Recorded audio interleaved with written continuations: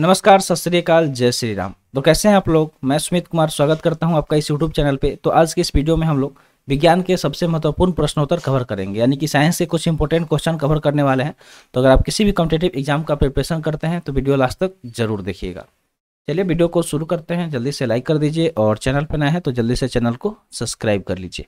पहला सवाल है कि आँख का कौन सा भाग आँख के रंग का निर्धारण करता है। तो जो हमारा आँख होता है, देखते होंगे किसी का ब्लू आइज, किसी का ब्राउन आइज, किसी का ब्लैक होता है। तो ये जो आँख का कलर होता है, इसका निर्धारण आँख के कौन सा अंग द्वारा होता है, ठीक है, कौन सा भाग द्वारा होता है, ये सवाल पूछा गया है। तो ऐसा किस वजह से होता है, तो ये सवाल का आंसर नहीं दे दीजिएगा कि भैया कमेंट में लिख दीजिएगा कि जो लेंस लगा लेते हैं लोग उसके वजह से, ठीक है। कि कमेंट में ऐसा नहीं लिखिएगा कि लेंस लगा लेने से आँख का रंग बदल जाता है, ठीक है। नेचुरल की बात यहाँ पे हो रहा है कि जो मतलब प्राकृतिक तौर पे बहुत सारे लोगों का आँख का कलर अलग अलग होता है।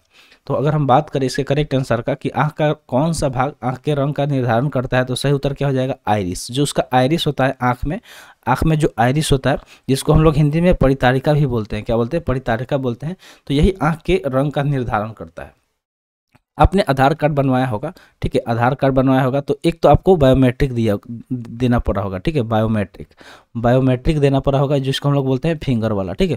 एक तो फिंगर हम लोग रखे होंगे मशीन पे, और दूसरा आँख में भी हम लोग एक ऐसे दूरबीन जैसा मशीन लगाया होगा, ठीक है। तो उस वही क्या करता है, हमारे आइरिस को डिटेक्ट करता है, ठीक है, वो हमारे आँख के आइरिस को डिटेक्ट करता है। चलिए आगे बढ़ते हैं नेक्स्ट क्वेश्चन की तरफ। नेक्स्ट क्वेश्चन है कि ऊंचाई बढ़ने से वायुमंडलीय दाब पर क्या प्रभाव पड़ता है। जैसे मान लीजिए कि आप पहाड़ों पे चढ़ना शुरू किए तो धीरे धीरे आपका ऊंचाई क्या हुआ, समतल से बढ़ते गया। तो जैसे जैसे ऊंचाई बढ़ेगा तो जो हमारा एटमॉस्फेरिक प्रेशर होगा, वायुमंडलीय दाब, उसका क्या प्रभाव पड़ता है हमारे ऊपर। मान लीजिए कि हम पहाड़ पर चढ़ाई कर रहे हैं तो हमारे ऊपर वायुमंडलीय दाब का क्या प्रभाव पड़ता है, ये सवाल पूछा गया है। अगर हम इसकी बात करें करेक्ट आंसर का, तो क्या करेक्ट आंसर हो जाएगा, इसका करेक्ट आंसर हो जाएगा कि जैसे जैसे ऊंचाई बढ़ेगा, ठीक है, जैसे जैसे ऊंचाई बढ़ेगा वैसे वैसे वायुमंडलीय दाब क्या होगा, घटता जाएगा। एटमॉस्फेरिक प्रेशर जो है वो क्या होगा, डिक्रीज होगा। तो याद रखिएगा कि ऊंचाई बढ़ेगा, ठीक है। इस तरह से हम आपको बता दे रहे हैं पिक्चर के थ्रू कि जैसे जैसे मान लीजिए कि ऊंचाई बढ़ेगा, मान लीजिए कि ये ऊंचाई बढ़ रहा है, ठीक है, ये ऊंचाई बढ़ रहा है तो ये मान लीजिए हाइट हो गया, तो उस हिसाब से यहाँ पे जो प्रेशर है वो क्या होगा, कम होगा, ठीक है। प्रेशर उस हिसाब से क्या होगा, नीचे की तरफ होगा, यानी कि कम होगा। नेक्स्ट क्वेश्चन यहाँ पे पूछा गया, क्वेश्चन क्या है, क्वेश्चन दिया गया है कि आंख में प्रवेश करने वाली प्रकाश की मात्रा को कौन नियंत्रित करता है। तो जो भी प्रकाश की मात्रा होती है उसको मान लीजिए कि हमारे आंख में प्रवेश कर रही है। कभी कभी क्या होता है, हम लोग घर में हैं तो घर में मीडियम ज़रूरत भर का लाइट होता है, और वही धूप में जैसे ही बाहर निकलते हैं तो थोड़ा टाइम के लिए हमारा आँख क्या होता है, एडजस्ट होने में टाइम लग जाता है। अचानक से एकदम से चिलचिलाती धूप से अगर हम लोग घर में आते हैं, वही जैसे इसका उल्टा, मान लीजिए कि धूप में हम बाहर से खेल के आए और जैसे ही घर में घुसते हैं कुछ मतलब कुछ सेकंड के लिए हमें सब कुछ एकदम से काला काला दिखाई देता है, क्योंकि उस टाइम हमारा आँख जो है वो एडजस्ट करता है खुद को। तो वही जो लाइट को मतलब मात्रा जो होता है अचानक से कम हो गया तो उसको नियंत्रित करने का काम करता है आँख में। तो वही आँख में प्रवेश होने वाली प्रकाश की मात्रा को उसको नियंत्रित किसके द्वारा किया जाता है, ये सवाल पूछा गया है। तो इसका करेक्ट आंसर क्या हो जाएगा, पुतली द्वारा। जो नेत्र का तारा भी उसको बोला जाता है, जो पुतली होता है उसके द्वारा ही आँख में प्रवेश करने वाली प्रकाश की मात्रा को नियंत्रित किया जाता है। नेक्स्ट क्वेश्चन की बात करें तो नेक्स्ट क्वेश्चन है, कौन से यंत्र ध्वनि ऊर्जा को विद्युत ऊर्जा में बदलती है। मान लीजिए कि कोई ध्वनि ऊर्जा है, जैसे हम बोल रहे हैं अभी, तो ये इलेक्ट्रिकल फॉर्म में क्या होगा, कन्वर्ट होगा। जो हम बोल रहे हैं उसको इलेक्ट्रिकल फॉर्म में कन्वर्ट करेगा, यानी कि साउंड एनर्जी को इलेक्ट्रिकल एनर्जी में बदलने का कौन सा यंत्र काम करता है, तो यही सवाल पूछा गया है। अगर हम इसकी बात करें आंसर का कि ऐसा कौन सा यंत्र है जो ध्वनि ऊर्जा को विद्युत ऊर्जा में बदलता है, तो इसका करेक्ट आंसर क्या हो जाएगा, माइक्रोफोन, ठीक है। अभी जो हम वीडियो बना रहे हैं, ठीक है, वीडियो बना रहे हैं तो इसके लिए माइक्रोफोन का हमें ज़रूरत पड़ा है। माइक्रोफोन में ही आवाज़ को अपने रिकॉर्ड कर रहे हैं, जो भी बोल रहे हैं माइक्रोफोन में बोल रहे हैं। तो ये क्या कर रहा है कि वायर्ड के थ्रू क्या कर रहा है, हमारे लैपटॉप में जाके उस आवाज़ को इलेक्ट्रिकल एनर्जी में चेंज कर रहा है। हमारे वॉइस को जो कि ध्वनि एनर्जी है, साउंड एनर्जी, उसको क्या कर रहा है कि इलेक्ट्रिकल फॉर्म में चेंज कर रहा है। तो ये माइक्रोफोन का काम होता है जो क्या करता है, ध्वनि ऊर्जा को विद्युत ऊर्जा में बदलता है। अगर बात करें माइक्रोफोन के आविष्कार का तो एमिली बर्लिनर द्वारा इसका आविष्कार किया गया। एमिली बर्लिनर द्वारा इसका आविष्कार किया गया, किसका, तो माइक्रोफोन का, यानी कि माइक का।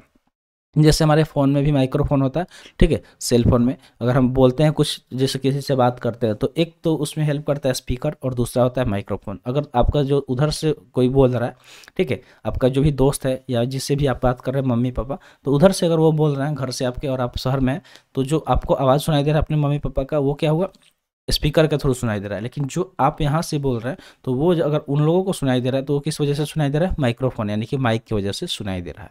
तो इतना चीज़ क्लियर हो गया होगा। बढ़ते हैं अगले सवाल की तरफ। अगला सवाल क्या दिया गया है कि कौन सा यंत्र रासायनिक ऊर्जा को विद्युत ऊर्जा में बदलती है। अब यहाँ पे देखिए केमिकल एनर्जी के बारे में बताया जा रहा है कि रासायनिक ऊर्जा यानी कि केमिकल एनर्जी हुआ, और केमिकल एनर्जी से वो किस एनर्जी में बदल रहा है, तो विद्युत ऊर्जा में बदल रहा है। तो ये इसके लिए कौन सा यंत्र का प्रयोग किया जाता है, उस यंत्र के बारे में पूछा जा रहा है कि ये कौन सा यंत्र है। ठीक है, कौन सा यंत्र है जो रासायनिक ऊर्जा को विद्युत ऊर्जा में बदलता है। तो रासायनिक ऊर्जा, थोड़ा सा दिमाग लगाइएगा तो ये आराम से इसको पकड़ लीजिएगा। रासायनिक ऊर्जा को विद्युत ऊर्जा में बदलने का काम किसका होता है, तो जो बैटरी होता है हमारे घर में, ठीक है, विद्युत सेल उसको बोल सकते हैं, इलेक्ट्रिकल सेल होता है।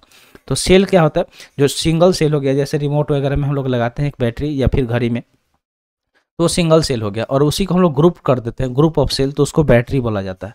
तो ये सवाल का आंसर हो गया कि जो इलेक्ट्रिकल सेल होता है, विद्युत सेल, उसमें क्या होता है अंदर, आप अगर उसको फोड़ के देखेंगे, बैटरी को फोड़ के देखेंगे तो उसमें क्या होता है, केमिकल भरा होता है। ठीक है, तो वही केमिकल को क्या करता है, इलेक्ट्रिकल एनर्जी में कन्वर्ट करता है। तो केमिकल एनर्जी इलेक्ट्रिकल एनर्जी में किस वजह से चेंज होती है, तो विद्युत सेल के वजह से। चलिए नेक्स्ट क्वेश्चन पूछा गया है कि गिरगिट रंग क्यों बदलता है। देखते होंगे गिरगिट प्रसिद्ध है रंग बदलने से, बहुत लोगों को ऐसे डायलॉग बोलते भी है किसी को कि वो मान लीजिए कि कोई गद्दारी कर देता है, धोखा कर देता है किसी के साथ, ठीक है, तो उसको लोग बोलते हैं कि ये गिरगिट की तरह रंग बदलता है। आपने अक्सर सुना होगा ऐसा बात कि वो गिरगिट की तरह रंग बदलता है। तो गिरगिट फेमस है रंग बदलने में, ठीक है, जैसा इन्वायरमेंट होता है उस हिसाब से गिरगिट अपना रंग बदल लेता है। देखे होंगे आप, अगर कभी गिरगिट देखेंगे देखिएगा उसका कलर अलग अलग, गिरगिट का अलग अलग होता है, जिस हिसाब से कंडीशन होता है उस हिसाब से उसको वो क्या करता है, अपने रंग को बदल लेता है। तो ऐसा क्यों होता है, ये सवाल पूछा गया है। तो अगर हम बात करें कि गिरगिट रंग क्यों बदलता है, तो इसका करेक्ट आंसर हो जाएगा गर्मी सहन करने के लिए रंग बदलते हैं। अगर मान लीजिए ज़्यादा गर्मी पड़ता है तो उस हिसाब से खुद के कलर को वो बदल देते हैं, ताकि क्या करें कि वो गर्मी को बर्दाश्त कर पाए। ठीक है, चलिए आगे बढ़ते हैं, इतना चीज़ समझ में आ गया होगा। नेक्स्ट क्वेश्चन है गैसों के प्रसरण के 3 उदाहरण दे। गैस का जो प्रसरण होता है, ठीक है, डिफ्यूजन, उसके उदाहरण पूछे गए कि 3 उदाहरण बताइए कि क्या क्या उदाहरण है। तो चलिए आंसर देखते हैं। तो इसका करेक्ट आंसर क्या हो जाएगा, एक तो खाने की सुगंध, जैसे ही घर में कुछ अच्छा खाना बनता है तुरंत से हमारे नाक में उसका सुगंध आ जाता है और हम लोग एकदम से बोलते हैं वाह कुछ तो अच्छा बन रहा है, उसका तुरंत से हमें भूख लग जाती है। ठीक है, तो एक तो गया खाने की सुगंध। दूसरा, जब हम लोग पूजा पाठ करते हैं तो अगरबत्ती जलाते हैं, ठीक है, तो अगरबत्ती में भी खुशबू होती है जो बहुत अच्छे मतलब सुगंध आती है, जिससे हमें सुकून मिलता है। थर्ड है इत्र की महक, जो इत्र वगैरह लोग यूज़ करते हैं, ठीक है, परफ्यूम बोल सकते हैं। तो ये सब के सब क्या है, गैसों के प्रसरण के उदाहरण है, यानी कि हवा में तुरंत फैल जाता है और ये क्या होता है पूरा मतलब महकने लगता है, सब उसका खुशबू लेने लगते हैं। तो ये गैसों के प्रसरण का उदाहरण था। नेक्स्ट है विद्युत मोटर, टेलीफोन, टेलीग्राफ। ठीक है, क्या सवाल दिया गया कि विद्युत मोटर हो गया, टेलीफोन हो गया, टेलीग्राफ और विद्युत घंटी विद्युत धारा के किस प्रभाव पर कार्य करते हैं। तो ये उस इफेक्ट के बारे में पूछा जा रहा है कि जिस पे ये काम करते हैं, चाहे वो विद्युत मोटर हो गया जिसका प्रयोग करके हम लोग टंकी में पानी भरते हैं, ठीक है, या फिर मोटर का प्रयोग करके पंखा भी चलता है, पंखा के अंदर भी मोटर होता है। टेलीफोन हो गया जिससे हम लोग बातें करते हैं, टेलीग्राफ हो गया, या फिर विद्युत घंटी हो गया। स्कूल में देखते होंगे कि ऐसे स्विच दबाइए बेल बजना शुरू हो जाता है, तो ये सब, या फिर घर में भी बेल होता है, ठीक है, डोर बेल जिसको बोलते हैं। तो ये सब विद्युत धारा के किस प्रभाव पर कार्य करते हैं, यही सवाल पूछा गया है। अगर हम इसका आंसर देखें कि ये विद्युत धारा के किस कार्य पर मतलब प्रभाव पे कार्य करता है, तो उसको बोलते हैं चुंबकीय प्रभाव। ठीक है, क्या बोलते हैं, चुंबकीय प्रभाव। जब आप मोटर देखे होंगे, ठीक है, जो मोटर हम लोग तो बचपन में बहुत मोटर से खेले थे। इस तरह से मान लीजिए कि किसी डिवाइस में इस तरह से मोटर हुआ करता था, ठीक है, इस तरह से मोटर होता था और मोटर ये बैक साइड इस तरह से होता था। बैक साइड में यहाँ पे उसका वायर का कनेक्शन होता था, यहाँ से वायर का कनेक्शन होता था, ठीक है, इस तरह से, और इसमें यहाँ आगे निकला होता था इस तरह से, जिसमें हम लोग पंखी वगैरह लगा के इसको नचाते थे। जब हम लोग इसको यहाँ से ओपन करते थे, यहाँ से ओपन होता था, तो इसके अंदर मैग्नेट होता था, ठीक है, इसके अंदर मैग्नेट होता था, इसके अंदर जो है यहाँ पे इसमें मैग्नेट लगा होता था, इसमें उस पर मैग्नेट का घेरा लगा होता था, और इसके अंदर से क्या होता था, इस तरह से एक होता था, और इसमें कुछ इस तरह के डिजाइन के लगा होता था, ठीक है, इस तरह के डिजाइन का, और इस पे क्या लगा होता था, इसमें वायर इस तरह से लपेटा हुआ रहता था, ठीक है, इसमें वायर लपेटा हुआ रहता था, इस तरह से होता था, और इसमें वायर लपेटा हुआ रहता था, और ये क्या इसके चारों तरफ इस तरह से मैग्नेट हुआ था। तो वही क्या होता है, ये मैग्नेटिक इफेक्ट से एक काम करता है, इलेक्ट्रिसिटी प्रोड्यूस करेगा। अगर हम फैन को नचाएंगे या फिर इसमें अगर लाइन देंगे तो ये फैन नचेगा।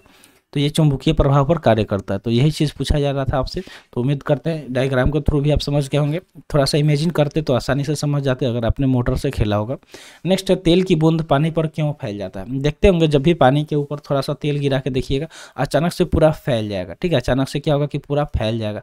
तो इसके पीछे का साइंस पूछा जा रहा है कि ऐसा क्यों होता है, ऐसा क्यों होता है। तो चलिए आंसर देखते हैं कि ऐसा क्यों होता है। तो जो जल का पृष्ठ तनाव है वो अधिक होता है। जो सरफेस टेंशन का बात हो रहा है कि जो वाटर का सरफेस टेंशन होता है वो as a compare to date oil, ठीक है, उस तेल के बारे में बात हो रहा है कि उससे अधिक होता है। इस वजह से क्या होता है कि जो तेल की बूंदें होती है वो पानी पर फैल जाती है। चलिए नेक्स्ट देखते हैं। नेक्स्ट क्वेश्चन क्या दिया गया। नेक्स्ट क्वेश्चन पूछा गया कि द्रव की बूंद किस वजह से गोलाकार होती है। तो जब भी आप देखेंगे पानी की बूंदें जब बारिश के रूप में नीचे आती है तो वो गोलाकार ही रूप में आती है। ठीक है, किस रूप में आती है, गोलाकार रूप में आती है। तो ऐसा क्यों होता है, इसके पीछे क्या रीजन है। तो इसके पीछे फिजिक्स का एक फेनोमेना है जिसको हम लोग बोलते हैं पृष्ठ तनाव यानी कि सरफेस टेंशन। क्या बोलते हैं, पृष्ठ तनाव यानी कि सरफेस टेंशन की वजह से होता है। तो सरफेस टेंशन में क्या करता है, मिनिमम एरिया एक्वायर करने का कोशिश करता है। जब वाटर ड्रॉपलेट को होता है वो क्या करता है, मिनिमम एरिया एक्वायर करता है, मिनिमम एरिया एक्वायर करने की कोशिश करता है। ठीक है, तो जैसे मान लीजिए कि वाटर है, ये पानी हो गया, तो इस पे चारों तरफ से इस तरह से प्रेशर लगता है। ठीक है, चारों तरफ से क्या लगता है, प्रेशर लगता है। इस वजह से ये स्फेरिकल होता है। ठीक है, इस वजह से ये क्या होता है, स्फेरिकल यानी कि गोलाकार रूप में वाटर फॉर्म बदल जाता है। तो इतना चीज़ समझ में आ गया होगा। नेक्स्ट देखते हैं। नेक्स्ट क्वेश्चन क्या है कि धातु की शुद्धता का निर्धारण किसकी सहायता से किया जाता है। जो भी धातु होते हैं यानी कि जो भी मेटल होते हैं कि वो कितना प्योर है, उस चीज़ का निर्धारण करने के लिए किस चीज़ किसकी सहायता से किया जाता है, यानी कि धातु की प्योरिटी को चेक करने के लिए किस चीज़ का हम लोग प्रयोग करते हैं। तो इसका करेक्ट आंसर हम देखें तो इसका करेक्ट आंसर क्या हो जाएगा, तो आर्किमिडीज का सिद्धांत। ठीक है, आर्किमिडीज का प्रिंसिपल होता है, इसके प्रयोग करके हम लोग किसी भी धातु के शुद्धता का निर्धारण कर सकते हैं।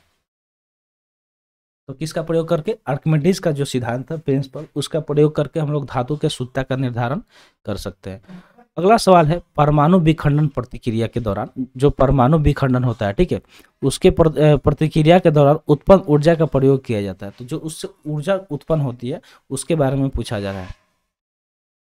तो इसका करेक्ट आंसर अगर हम देखें तो इसका करेक्ट आंसर क्या हो जाएगा कि जो भी मतलब परमाणु विखंडन की प्रतिक्रिया होती है उसके दौरान जो ऊर्जा उत्पन्न होता है उसका प्रयोग किस लिए किया जाता है, तो विद्युत बनाने में किया जाता है, इलेक्ट्रिसिटी प्रोड्यूस करने में किया जाता है। किस लिए, तो इलेक्ट्रिसिटी प्रोड्यूस करने में। नेक्स्ट क्वेश्चन है पहाड़ों पर जल कम तापमान पर क्यों उबलता है। ठीक है, जब अगर पहाड़ पे जल को उबालेंगे तो कम टेम्परेचर में ही वो उबलना शुरू हो जाएगा। अब यहाँ पे ऊपर हम लोग बात किए थे कि जैसे जैसे ऊंचाई बढ़ता है वैसे वैसे क्या होता है, एटमॉस्फेरिक प्रेशर घटता है। ठीक है, तो उसी का रीजन यहाँ पे भी होगा, उस रीजन की वजह से ही पहाड़ों पर जल का तापमान कम तापमान पे ही उबलने लगता है। तो यहाँ पे क्या होगा कि पहाड़ों पर वायु दाब कम होता है। ठीक है, जैसे ही हम ऊंचाई पे जाएंगे, पहाड़ तो ऊंचा ही होता है और उस पर एटमॉस्फेरिक प्रेशर क्या होगा, कम होगा। तो यहाँ पे ऊपर एक बार अगर देखेंगे, ऊपर हमने ये चीज़ बताया था, चलिए ऊपर आपको दिखाई भी देते हैं। तो यहाँ पे हमने यही चीज़ बताया था, सेकेंड क्वेश्चन में देख रहे होंगे कि सेकंड क्वेश्चन में हमने सेम चीज़ यहाँ पे बताया था। यहाँ पे फिगर इस तरह से डायग्राम बना के भी बताया था। तो सेम वही क्वेश्चन यहाँ पे पूछा गया था, बस उसको क्वेश्चन का तरीका अलग था, किस अलग तरीका से पूछा गया था। तो पहाड़ों पर जल कम तापमान पर क्यों उबलता है, क्योंकि पहाड़ों पर वायु दाब का क्या कम हो जाता है। ठीक है, वायु दाब कम हो जाता है। अगला सवाल पूछा गया, सवाल क्या है, तो सवाल यहाँ पे पूछा जा रहा है कि जो फ्यूज तार होता है, एक पतला तार होता है, घर में फ्यूज तार लगता है, जो भी कनेक्शन लगाया जाता है घर में इलेक्ट्रिसिटी का, तो उसमें फ्यूज भी लगाया जाता है। तो उस फ्यूज के बारे में बोला जा रहा है कि एक पतला तार होता है जो मिश्र धातु का बना होता है। तो किस किस मिश्र धातु का बना होता है, यही चीज़ पूछा गया है।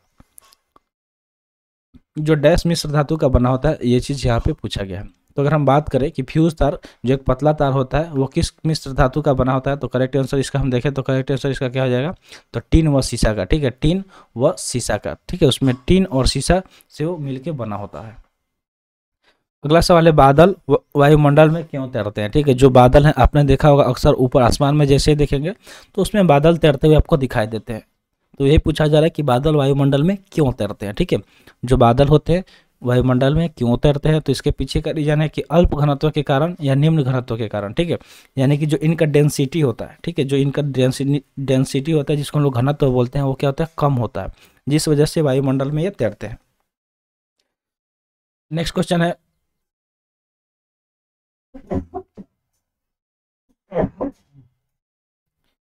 है मात्र दो ऊतक कौन से हैं जो खून से ऑक्सीजन प्राप्त नहीं करते। तो मात्र 2 ऊतक वो कौन कौन से जो खून से ऑक्सीजन प्राप्त नहीं करते हैं, यह सवाल आपसे पूछा गया है कि मात्र 2 ऊतक कौन से हैं जो खून से ऑक्सीजन प्राप्त नहीं करते हैं। अगर हम इसका आंसर देखें कि ऐसे कौन से ऊतक हैं जो खून से ऑक्सीजन प्राप्त नहीं करते हैं, तो वो हो जाएंगे नाखून और कॉर्निया। नाखून और कॉर्निया ये दोनों के दोनों टिश्यू हैं, ऊतक है जो खून से ऑक्सीजन प्राप्त नहीं करते हैं। आप खुद सोचते हैं कि हमारे शरीर का बहुत सारा अंग है, जैसे ही कटता है खून निकलना शुरू हो जाता है। वहीं अगर हम बात करें बाल यानी कि हेयर और नाखून को छोड़ के, तो इसके अलावा शरीर में अगर कोई भी अंग कटता है, टूटता है, तो फटता है, ठीक है, वहाँ से क्या होता है कि खून निकलना शुरू हो जाता है, लेकिन बाल और नाखून से नहीं निकलता है। तो ये पूछा जाए कि कौन कौन सा 2 ऊतक है जो ऑक्सीजन प्राप्त नहीं करता है खून से, तो एक हो गया नाखून और दूसरा कॉर्निया। नाखून, देखिए नाखून, नाखून का नाम आप देखिए किस तरह से लिखा होता है, ना और खून किस तरह से लिखा होता है, ना खून। तो आप इसको खुद से समझ सकते हैं कि इसमें खून नहीं है, ठीक है, ना यानी कि नहीं, ना मतलब नहीं, और खून इसमें नहीं है। तो नाखून जिसमें खून ही नहीं है उसको क्या बोलते हैं, नाखून। और एक बाल भी होता है इसके अलावा। चलिए आगे देखते हैं। नेक्स्ट, मानव शरीर में सबसे छोटी हड्डी कौन सी होती है। बहुत बेसिक सवाल है, पता होना चाहिए था आपको ऑलरेडी। तो पूछा जा रहा है कि मानव शरीर में सबसे छोटी हड्डी कौन सी होती है। तो कमेंट सेक्शन में जल्दी से बता दीजिए एक बार, आपको पता है कि नहीं कि जो मानव शरीर होता है उसमें सबसे छोटी हड्डी कौन सी होती है। तो कमेंट बॉक्स में दिख जाना चाहिए इसका आंसर। चलिए हम लोग डिस्कस कर ही लेते हैं, अन्यथा बोलेंगे कि सब आप पूछ लेते हैं हमसे ही, खुद बताते हैं नहीं। तो चलिए देखते हैं। अगर बात करें कि मानव शरीर में सबसे छोटी हड्डी कौन सी होती है, तो ये हमारे कान में पाई जाती है। कहाँ पे पाई जाती है, तो कान में पाई जाती है, ठीक है। कहाँ पे पाई जाती है, कान में पाई जाती है, जिसका नाम है स्टेपिज, जिसका नाम क्या होता है, स्टेपिज होता है। नेक्स्ट क्वेश्चन है, यहाँ पे पूछा गया कि रेफ्रिजरेटर किस सिद्धांत पर कार्य करता है। जो रेफ्रिजरेटर होता है, घर में फ्रिज देखे होंगे रेफ्रिजरेटर, तो उसके प्रिंसिपल की बात हो रहा है कि वो किस प्रिंसिपल पे काम करता है, किस सिद्धांत पे काम करता है। तो इसका करेक्ट आंसर क्या हो जाएगा कि द्रव के वाष्पन सिद्धांत पर। जो द्रव होते हैं लिक्विड, उसके वाष्पन सिद्धांत पर ये काम करता है, ठीक है, उसके वाष्पन सिद्धांत पर रेफ्रिजरेटर काम करता है।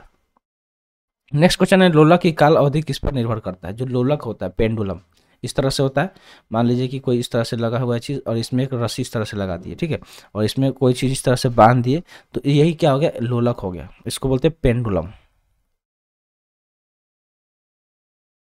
तो यही पूछा जा रहा है कि इसका जो काल अवधि होता है, टाइम पीरियड, वो किस पे निर्भर करता है, इस किस चीज़ पे डिपेंड करता है। तो इसका करेक्ट आंसर हो जाएगा लंबाई पे, ठीक है। ये जो लंबाई है, मान लीजिए कि यहाँ पे जो रस्सी का लंबाई है, इस पे ही ये क्या करता है, डिपेंड करता है, इस पे ही डिपेंड करता है। ये क्या करता है, इधर से इधर जाता है और फिर इधर से इधर आता है, तो इसको हम लोग बोलते हैं पेंडुलम। तो ये किस पे डिपेंड करेगा, लंबाई पर, जो रस्सी का लंबाई होगा उस पर डिपेंड करेगा। नेक्स्ट क्वेश्चन है, वॉशिंग मशीन किस सिद्धांत पर कार्य करता है। जो वॉशिंग मशीन होता है जिसमें कपड़े हम लोग धोते हैं, तो उसके बारे में पूछा जा रहा है कि ये किस सिद्धांत पे कार्य करता है। तो वॉशिंग मशीन कार्य करता है अपकेंद्रक, ठीक है, सेंट्रीफ्यूगल फोर्स पे, ठीक है। जो सेंट्रीफ्यूगल फोर्स होता है उसी पे ये काम करता है। तो अपकेंद्रक बोलते हैं इसको इस तरह से, और इंग्लिश में, हिंदी में और इंग्लिश में इसको बोलते हैं सेंट्रीफ्यूगल, सेंट्रीफ्यूगल। नेक्स्ट देखते हैं, विटामिन बी1 की कमी से कौन सी बीमारी होती है। नेक्स्ट सवाल क्या पूछा गया कि जो विटामिन बी1 होती है उसकी कमी से कौन सी बीमारी होती है। तो विटामिन बी1 की अगर हम बात करें, तो विटामिन बी1 के बारे में पूछा जा रहा है कि उसकी कमी से कौन सी रोग होती है। विटामिन बी1 की कमी की अगर हम बात करें, तो विटामिन बी1 की कमी से कौन सी रोग होती है, तो होती है बेरी बेरी, ठीक है, बेरी बेरी, याद रखिएगा, बेरी बेरी विटामिन बी या फिर बी1 की कमी से होता है। अगला सवाल है, विद्युत प्रेस के तापन तंतु नाइक्रोम को किसके बीच रखा जाता है। जो विद्युत प्रेस होता है, इलेक्ट्रिक आयरन, उसके बारे में पूछा जा रहा है कि उसको गर्म करने का काम कौन करता है। तो उसमें नाइक्रोम लगा होता है, ठीक है। नाइक्रोम, चाहे आप बात कर ले आयरन का, या फिर जो हीटर होता है, जो हीटर होता है उसमें भी नाइक्रोम लगा होता है। तो उसको किसके बीच रखा जाता है, ये सवाल पूछा गया है। चलिए इसका आंसर देखते हैं। तो उसको अभ्रक यानी कि माइका, जो माइका होता है उसके बीच रखा जाता है। किसके बीच, माइका के बीच। तो ये बस यहाँ पे आयरन का बात हो रहा है। नाइक्रोम जो हीटर में लगा होता है उसमें ये सब नहीं लगा होता है, ठीक है, उसमें माइका नहीं होता। तो ये सिर्फ विद्युत प्रेस का बात हो रहा था। अगला सवाल है कि सबसे पहले प्रकाश की गति को किसने मापा था। जो प्रकाश की गति है, speed of light, speed of light की हम अगर बात करें तो कितना होता है, तो 3 × 10⁸ मीटर प्रति सेकेंड। ये होता है स्पीड ऑफ लाइट। ये क्या होता है, स्पीड ऑफ लाइट। इसके बारे में ही पूछा जा रहा है आपसे कि सबसे पहले स्पीड ऑफ लाइट किसने मेजर किया था। तो अगर इसका आंसर देखें तो इसका करेक्ट आंसर क्या हो जाएगा, रोमर। किसने किया था, रोमर ने सबसे पहले स्पीड ऑफ लाइट को मेजर किया था। तो सवाल क्या है कि सबसे पहले प्रकाश की गति किसने मापा था, आंसर क्या है, रोमर ने। अगला सवाल यहाँ पे पूछा गया है कि साइकिल चलाने वाला मोड़ लेते समय क्यों झुकता है। तो आप देखते होंगे कि जब भी कोई साइकिल चलाता है तो जैसे ही मान लीजिए कि इधर यहाँ पे आपको दिखाते हैं बना के पिक्चर के थ्रू कि जैसे ही मान लीजिए कि ये रोड है, कोई एक रोड इस तरह से जा रहा है, रोड रोड रोड रोड, ठीक है, ये रोड हो गया, इस तरह से ये रोड जा रहा है। तो ये सीधा रोड है, जाते जाते अचानक यहाँ से टर्निंग है इस तरह से, फिर इधर घूमना है।